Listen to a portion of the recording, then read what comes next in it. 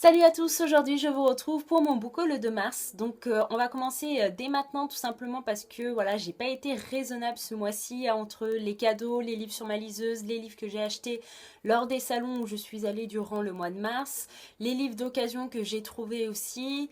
Enfin voilà, ma pile à lire me déteste, mais bon, tout le monde connaît ce problème de lecteur. Donc le premier livre que j'ai à vous présenter, il s'agit de Rumeurs écrit par Gail Wilson, publié chez Harlequin.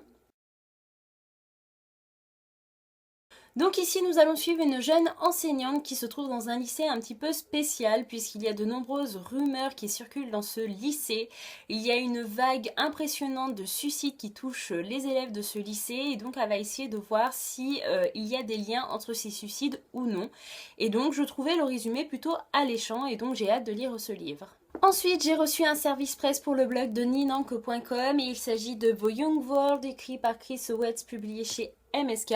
Donc si vous avez vu ma vidéo point lecture, vous pouvez savoir ce que j'en ai pensé. Donc là, il s'agit d'un virus qui va détruire tout sur son passage, que ça soit la ville de New York, que ça soit ses habitants, à l'exception des adolescents. Et donc ici, on va suivre deux adolescents qui vont vouloir partir à l'aventure, traverser la ville pour comprendre l'origine du virus, pourquoi il tue tout sur son passage et pourquoi pas trouver un remède. Donc voilà, n'hésitez pas à aller voir mon avis sur ce livre dans la précédente vidéo. J'ai acquis ce mois-ci sur ma liseuse une si parfaite comédie écrite par Cora Carmack et publiée chez les éditions de la Martinière Jeunesse. Donc c'est le deuxième tome de la saga écrite par l'auteur puisque vous allez voir prochainement dans une vidéo point lecture, je vais vous parler du premier tome qui est ce si joli trouble, donc écrit par Cora Carmack, que j'ai totalement adoré, donc je me suis empressée à prendre le tome 2. Voilà, j'ai hâte de vous faire cette vidéo de point lecture. Et donc j'attends énormément de ce deuxième tome puisque là il va s'agir de l'histoire de Cad qui est un personnage que l'on rencontre pendant le premier tome, mais là on va voir sa propre histoire à lui et donc il va rencontrer une jeune étudiante qui va vouloir présenter son copain à ses parents, mais apparemment il n'est pas vraiment présentable, fréquentable, etc. Donc elle craint un peu la vie de ses parents, je pense, et elle va demander à Cad de se faire passer pour son copain. Plus ils vont passer de temps ensemble et moins ils auront envie de se quitter.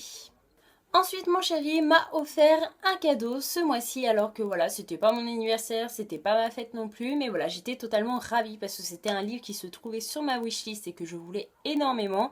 Et il me l'a offert en plus le matin même avant qu'on parte au salon du livre de Bron et de Mes Yeux, donc voilà, j'étais contente pour la journée. Donc il s'agit de Sans prévenir, écrit par Matthew Crow, publié chez Gallimard dans la collection Scripto. Donc déjà, la couverture, c'est une tuerie, j'adore. Donc là apparemment ça ressemble un peu à nos étoiles contraires. Nous allons suivre un jeune adolescent de 15 ans qui s'appelle Francis. On lui a diagnostiqué une leucémie, il va rentrer à l'hôpital et je crois qu'il va rencontrer une autre malade qui s'appelle Ambre. Donc voilà, mais comme je vous l'ai dit, je ne partirai pas dans ma lecture pour faire une comparaison avec nos étoiles contraires comme je l'ai dit pour À la vie, à la mort. Tout simplement parce que voilà, pour moi, nos étoiles contraires, c'est la pépite, on ne peut pas faire mieux. Donc j'ai pas envie d'être automatiquement déçue. Pour moi, je lui donne une chance sans faire de comparaison avec nos étoiles contraires. Et encore merci à mon copain. J'ai acquis ce mois-ci sur ma liseuse Défendre Jacob, écrit par William Landay, publié chez les éditions J'ai lu.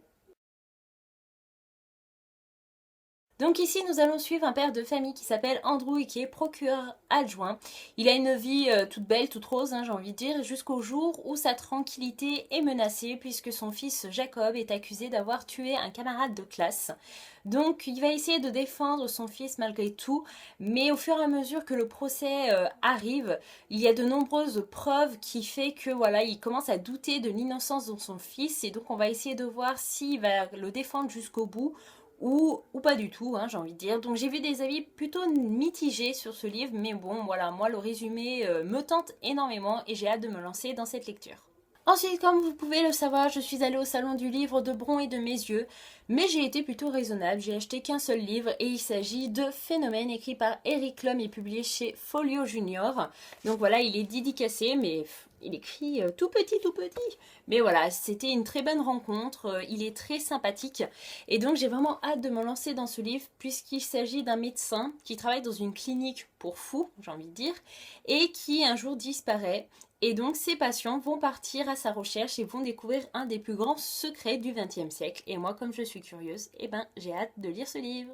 Un des livres que j'ai acquis sur ma liseuse ce mois-ci, il s'agit de Afterworld, écrit par Scott Westerfeld, l'auteur de la saga Uglies, publié chez Pocket Jeunesse. Donc ici, nous allons suivre une jeune fille qui s'appelle Darcy et qui a décidé de mettre entre parenthèses l'université pour écrire et publier son premier roman. Donc l'histoire de son roman concerne une jeune adolescente qui s'appelle Lizzie et qui va échapper à une attaque terroriste en se faisant passer pour morte.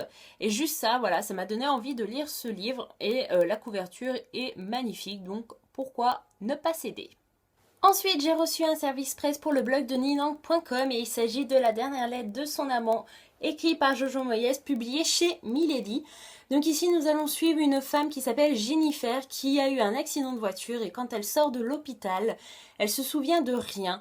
Elle ne sait pas qui elle est, ce qu'elle aime, etc. Et donc, elle va rentrer chez elle avec son mari, qui lui paraît un peu comme un inconnu. Et elle va retrouver au fur et à mesure un peu de partout des lettres d'amour, mais pas écrites par son mari, donc par un étranger, et elle va tout faire pour retrouver cet étranger. Donc c'est ma lecture en cours, comme vous pouvez le voir, et pour ceux qui me suivent sur ma page Facebook, c'est une catastrophe. Il est pas mauvais, hein, il est pas... Mais voilà, c'est répétitif, et j'ai limite une panne de lecture à cause de ce livre.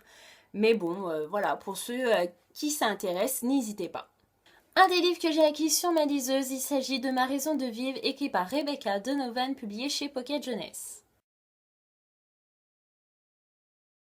Donc là, c'est un peu la faute de Justine de Fairy Neverland, puisqu'elle a lu la trilogie complète lorsqu'elle était malade il y a quelques mois. Elle en a parlé en vidéo et je pouvais pas passer à côté. Elle en parle tellement bien que... voilà. Apparemment, c'est un roman assez bouleversant et je vais vous lire les 2-3 phrases du résumé. Donc Emma a tout fait pour empêcher Evan d'entrer dans sa vie. Non pas parce qu'il la laisse indifférente, bien au contraire, mais parce que personne ne doit savoir. Savoir qui elle est vraiment, quelle est son histoire, et surtout ce qui l'attend tous les soirs quand elle rentre chez elle. Et je crois que c'est une histoire un peu de maltraitance. Et voilà, je pouvais pas passer à côté de cette lecture et j'ai vraiment, vraiment, vraiment hâte de me lancer dans cette trilogie. Ensuite, ce mois-ci, j'ai acheté d'occasion Zombie, écrit par Darhan Shine, publié chez Panini Books. Donc là encore, c'est à cause d'une booktubeuse et il s'agit de Nine, qui ne connaît pas Nine. Donc il me semble qu'elle avait reçu ce livre pour son anniversaire l'été dernier et qu'elle l'a lu et qu'elle en a parlé dans une vidéo. Je me suis dit, bah pourquoi pas, apparemment c'est une attaque de zombies. Alors je me suis dit, bah pourquoi pas me lancer moi aussi dans des livres de zombies, puisque voilà, je n'ai rien contre les zombies, ou du moins pas encore. Ce mois-ci, j'ai acquis sur ma liseuse le tome 2 de la saga de l'élite, écrit par Joël Charbonneau. Donc j'avais le tome 1 en papier, donc j'ai pris le tome 2 en version numérique, pourquoi pas, donc publié chez Milan, et donc je n'ai toujours pas lu ce tome 1, donc apparemment est-ce qu'on oserait passer le test? À mon avis, ça va être une tuerie. Et j'avais vu des vidéos de booktubeurs et de booktubeuses qui disaient que voilà, la fin était juste horrible. Et donc moi, j'avais pas spécialement envie d'attendre ne serait-ce que 2 mois pour avoir la suite. Donc bah maintenant, je vais pouvoir me lancer dans le tome 1 puisque maintenant j'ai le tome 2. Ensuite, j'ai acheté un livre d'occasion. Il s'agit de Je m'appelle Budo, écrit par Matthew Dix, publié chez Flammarion. Donc, Je m'appelle Budo, je suis l'ami imaginaire de Max depuis 5 ans. C'est lui qui m'a inventé, c'est ainsi que je suis née. Donc là, bon voilà, je vous ai dit un peu le résumé du livre. Hein. Et là aussi, c'est la faute de qui? Qui c'est qui a deviné? C'est la faute de Mallory. Et oui, parce que Mallory, elle en a fait une éloge. Elle a toujours fait une éloge de ce livre et je pouvais pas passer à côté. J'arrivais pas à le trouver en version numérique. Donc ben voilà, je me suis lancée quand quelqu'un l'a vendu d'occasion. Je me suis dit bah au pire hein, il me plaît, il me plaît, il me plaît pas, il me plaît pas. Mais il me semble qu'elle, ça l'a fait pleurer. Et donc j'attends énormément de ce livre et j'ai hâte de me lancer dans cette lecture. J'ai acquis ce mois-ci sur ma liseuse le premier tome de la trilogie Feed, écrit par Mira Grant, publié chez Folio. Donc ici apparemment la population a survécu au cancer, mais il y a un nouveau virus qui se propage et donc les gens ne savent pas d'où ils viennent, quelles sont ses conséquences si on l'attrape, etc. Et donc on va suivre deux jeunes qui sont les maîtres de la blogosphère, le seul média qui existe à l'heure d'aujourd'hui, et qui vont vouloir dire toute la vérité aux habitants, quitte à y laisser leur vie. J'ai acquis sur ma liseuse aussi Les Vivants, écrit par Matt de la Pena, publié chez Robert Laffont.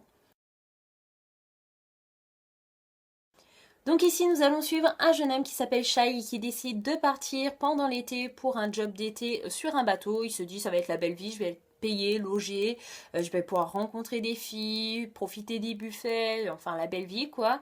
Jusqu'au jour où il y a un tremblement de terre et ben le tremblement de terre va causer de sacrés dégâts. Et ça va être que le début d'une série de désastres. Et apparemment, les vivants vont devoir tout faire pour rester vivants. Et en fait, sur la couverture, sous le titre, vous avez pu voir, vous regretterez d'avoir survécu. Et c'est vraiment le truc qui m'a attirée. Et je pense que j'ai passé un agréable moment avec ce livre. Et voilà, mon book haul est enfin terminé. J'espère que ça n'a pas été trop long pour vous, mais j'avais vraiment envie de vous montrer toutes mes acquisitions de ce mois-ci.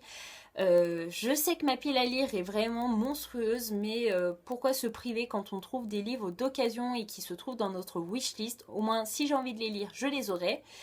N'hésitez pas à me dire en commentaire si vous avez lu un des livres que je vous ai présentés, histoire de me motiver à les sortir plus vite que prévu de ma pile à lire. Et je vous dis à bientôt dans une prochaine vidéo. Bye bye!